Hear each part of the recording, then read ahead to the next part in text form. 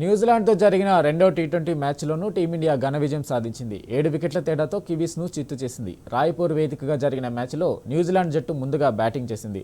నిర్ణీత 20 ఓవర్లలో 6 వికెట్ల నష్టానికి 208 పరుగులు చేసింది. అనంతరం లక్ష్య ఛేదనలో భాగంగా బరిలోకి దిగిన టీమిండియా 15.2 ఓవర్లలోనే లక్ష్యాన్ని సునాయాసంగా ఛేదించింది. 3 వికెట్లు కోల్పోయి 209 పరుగులు చేసిన భారత జట్టు విజేతగా నిలిచింది.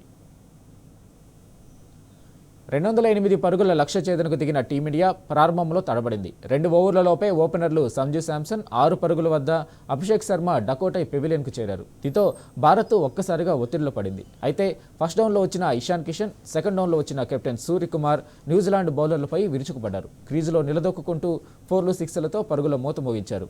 కేవలం 21 బంతుల్లోనే ఇషాన్ కిషన్ అర్ధశతకం పూర్తి చేసుకున్నాడు.